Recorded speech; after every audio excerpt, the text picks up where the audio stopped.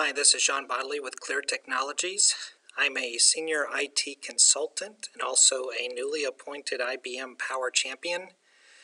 And I'm about to present a demonstration on performing a live kernel update with AIX 7.2, but also it being a member of a PowerHA cluster.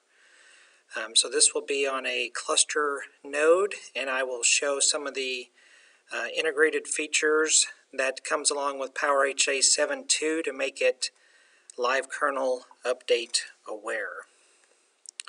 So let me give an overview of my demonstration environment. I have a Power 8 S814 with the latest firmware 8.4.0. I also have HMC 8840 with one was a mandatory fix and the other was just a fix pack, but those are the numbers for the two sets of fixes that I have. I have BIOS 22410 and AIX 720 SP1. First and foremost, do not even attempt AIX Live Kernel Update if you do not have at least AIX 720 SP1. The other levels here, you could probably get away with the base level. I have done it with base levels and it worked fine.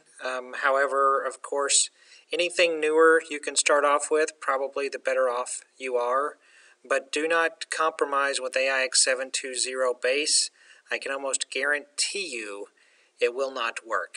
So make sure you have at least SP1. Now, this is some quick overview steps of what's required to prep the system for live kernel update. There is a template file that gets created when you install AIX 7.2 and var80mraz live update. You make a copy of that file and name it as you see here, the lvupdate.data.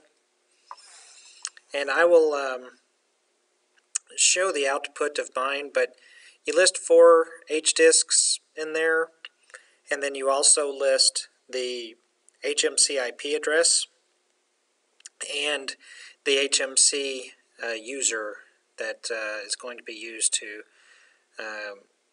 remote execute commands to the HMC. So you must authenticate the system node with the HMC first. You can use the example here, or you can just type in HMC auth and hit enter, and it will prompt you for each one of these. In my demo, I've already authenticated and have set up the file. Then what you should do is perform a preview installation, kind of like installing any other fix. You want to do a preview to make sure that all requisites are met and that you will have a strong likelihood of success, because if a preview fails, you're guaranteed that a live one will fail as well. So you can see the syntax here. Now, live kernel update is only supported with the gen install specifically, so be aware of that. Use the exact syntax listed here. For a long time, I kept always just putting the directory path and the fix name all together in one big long string. You really do have to list them out separately.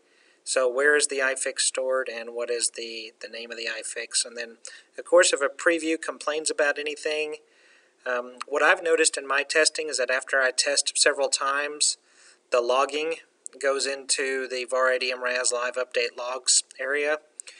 And after a fresh install and doing a few tests, it starts complaining that I don't have enough free space in /var. So I turned around and add more space to it. But when the preview finishes, the very last thing you'll see is it'll tell you if it's successful or not. If it's not successful, you can scroll back up the list and find out what it is it's complaining about. Then fix any problems that come up. Then the next thing you do is go ahead and install it for real. So just leave out the -p for the preview and execute it. Now, one additional thing here, since I have a PowerHA node, is this is for PowerHA 7.2 specifically. And I'll give a little bit more information on this, is that there is direct integrated support now that when it's enabled, which it is enabled by default, I just did a new install of my nodes and it was enabled. So I give the steps here of how to check and change. So you want to be sure that it's enabled, but what it'll do is sort of in the middle of the live kernel update process, the node that you're performing this on will actually be stopped unmanaged. So if you have any history with PowerHA and things like live partition mobility, live kernel update is similar. I mean, it has some similarities in what it does, but it stays on the same system. But the point of the story is that historically, to be overly cautious, we recommended that before performing a live partition mobility of a PowerHA node, go ahead and stop the node unmanaged and then perform the LPM and then restart it managed again. Well, now in PowerHA 7.2, with this option, it'll do it for you. So you don't have to remember. Now, you can disable this feature. I say it's a little bit weird. One, I don't know why you ever would have a need to disable the feature, so I can't give you a compelling argument to turn it off. If anybody watching this video knows some good reasons to do so and would care to share, I'd be glad to pass that information along as well. When you actually set it in SMIT, the options are yes or no, but if you actually look at them from the command line, it's actually set up as true or false. So those are self-explanatory, but I've noticed a few things with AIX and PowerHA that I guess maybe to make the SMIT menus options easier, they'll use yes and no in one place and true or false in the other. I would really just prefer that they all match. Seems like an unnecessary translation to me, but maybe there's other reasons for it that I'm not aware of. So like anything else, when you change the setting, you have to synchronize the cluster. In this case, it is a per node setting. So if you want to change it on both or one at a time, whatever the case may be sure you synchronize it. So again, this is a PowerHA 7.2 specific feature. Now, last but not least, there is a great article by a colleague of mine, Chris Gibson, that has done a very good write-up on AIX Live Kernel Update. And actually, when I first started testing it, I wish I would have found his article first, because it would have saved me some problems that I ran into that he clearly points out. So I'm a big fan of this source of information, probably better than the pubs in my opinion. So be sure you read up on it and get familiar with it. So now I will switch over to my pre-recorded session I have of actually performing the live update on my PowerHA node. So here I've got 4 windows open. The blue is the primary node, HA72A, and the orange is the standby node. Now the bottom 2 windows, all I'm doing is tailing the HACMP.out so you can see when events run.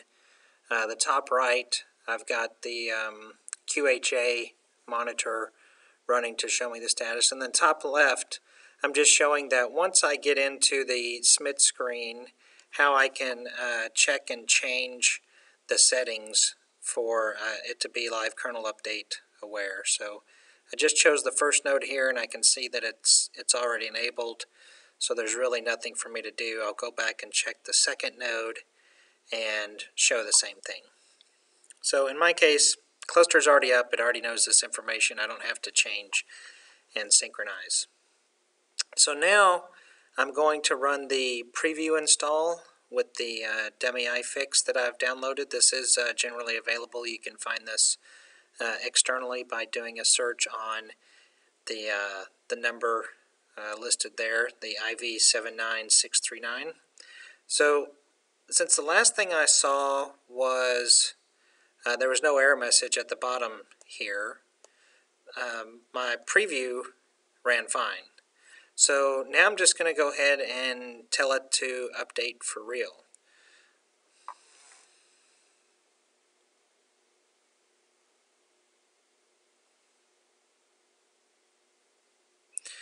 So there's the notification that after 10 seconds it says it's about to begin the process. And you can see in the top right here, a new, just so happens it brought up a new virtual Ethernet. This is part of the live kernel update procedure. Now, some of these spots I'm actually going to just pause the recording as it continues to go, and just, you're not going to miss anything. I'm just doing it to shorten the overall time of this demo. And actually, I'll just let it run, and then you can advance the video here a few, 30 seconds at a time, and see what's going on. So right now it's actually querying the HMC to find out that the amount of memory, CPU is available that it needs to create the what we call a surrogate partition. So it essentially clones another partition and will create an alternate root VG of this existing environment. Use that to apply the update to and boot the surrogate elpar from it, and then move the workload over to it after it's booted. So you'll get a lot of this feedback from the gen install screen at the top left. You can see so far that it's had no effect on my running cluster. That's because it hasn't really done anything that would interfere with it yet. But as this progresses, we will see it eventually run the event to stop the node in the unmanaged state. I'll see the logs appear.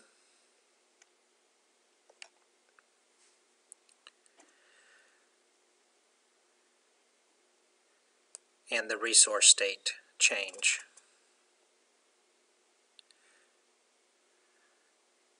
So now it's creating the alternate disk.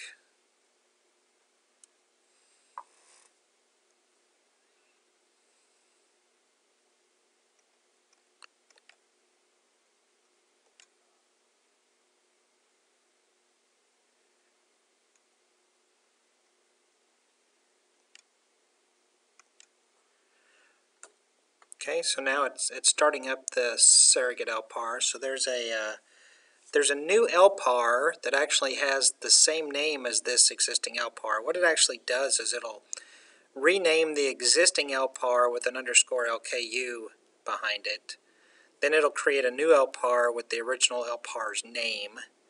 And as this process progresses, it will activate it. So that elpar is actually starting now.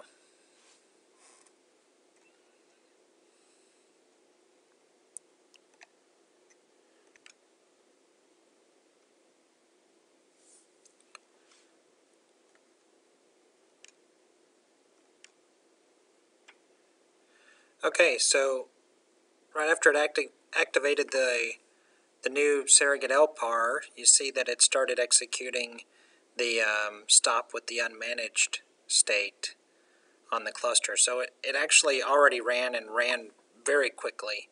In my environment, I don't have a real application, but since it's doing an unmanaged, it doesn't have to really stop anything other than the monitoring for the daemon. So I can see in both logs that it says the resource group state is unmanaged, and then of course in my QHA output it's showing me unmanaged as well. Now, of course, unmanaged just means quit monitoring me. So we'll see that the resource group is actually still up. Now in the state of the partition, you can see that my CLCOMD communications has stopped. However, the cluster is still up and running.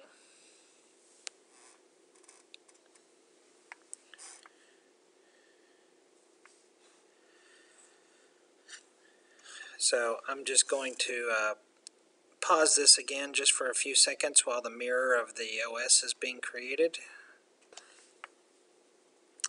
Now it's actually performing the move of the workload to the new surrogate partition. And again, I'm just going to pause the recording for a few seconds while this is running.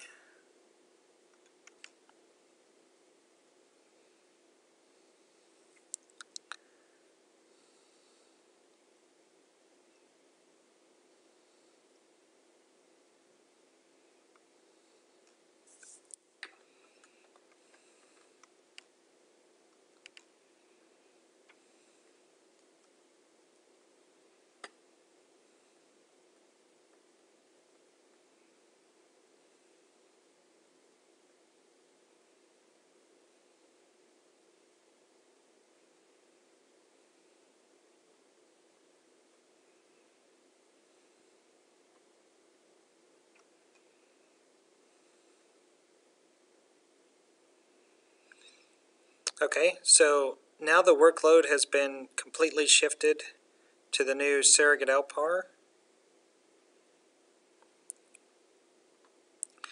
And now what we'll see as this completes, it will reactivate the cluster services on the local node for it to manage the resources again.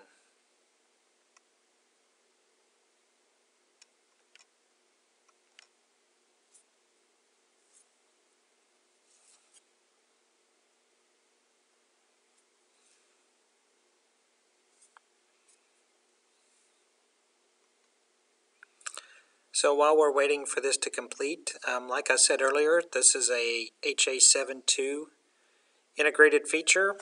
If you're using AIX 7.2 with HA713 or 7.1 anything that's prior to 7.2, overall the recommendation would be to do pretty much the exact same thing as I stated with live partition mobility, which is manually stop it yourself unmanaged and then perform the move. And now it's starting to activate again with the auto manage option. So now that event is completed. It's showing the resource group is online. Technically the resources were available the whole time. It was in the unmanaged state, and now it shows in the online state, and you can see that my file system is up and my IP addresses are still there. So it's done with the HA processing part. You can see that part of the leftovers at the end of a live kernel update is the old root VG is the alternate copy that is created, and then it will also leave remnants of what the original boot volume was for the surrogate partition. It'll actually be called lvup, and we'll see that pop up here just a second. So now that everything has been finalized on the new running elpar, it shuts down the old one. Just remember, now the old one has been renamed with the underscore LKU behind it, and then once it's shut down, it will also delete that partition.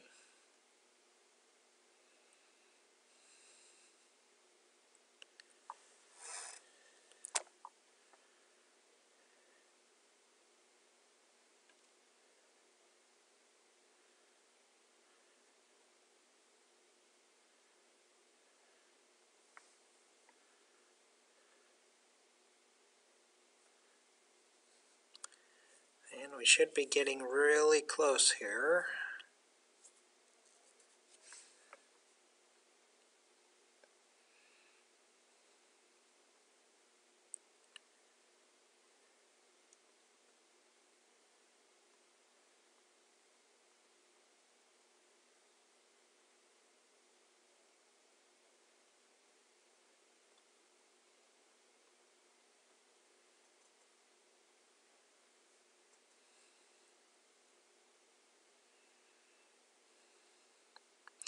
And there's the lvup root VG. showing up on the bottom left now. And it's done. So it has completed. And about the only other thing I'll volunteer is that something else I've learned doing back-to-back live kernel updates over and over and over. Of course, since I only have one iFix, you have to remove that I have to remove it before I can run it again. But to install another one or a new one wouldn't be a problem. What I've found out is that this lvup root VG will stay there until you reboot the system. Now, of course, the main purpose of live kernel update is not to have to reboot the system. So I've actually started making my configs with 5 free disks, because when I perform, instead of 4, so when I perform the next live kernel update, I rotate one of the disks to be used. And so when I go through the exercise again, that disk will be the next lvup root VG. Of course, in practice, I don't expect that people will have to do that, with any frequency. But if you have plans of freeing up your 4 disks after you're done, you'll have to do the alt root VG opt minus big X to get rid of the old root VG. And I haven't had luck with trying to export or get rid of lvup root VG until a reboot occurred. My understanding is that since that is the base root VG it was activated from, it's because the running environment literally did boot from it. It mirrored back to the original root VG disk, and but it's a chrooted environment. So even though it doesn't show that it's active, that's where it came from. And of course, anything that needs to be accessing the root file systems are literally doing so on the real root VG. So you'll always have one lingering around until you reboot. So in any event, that's it. As always, thanks for watching. If you have questions, feel free to leave them in the comments. If I don't know the answer, I'll gladly do what I can to find out the answer. So again, thanks for watching.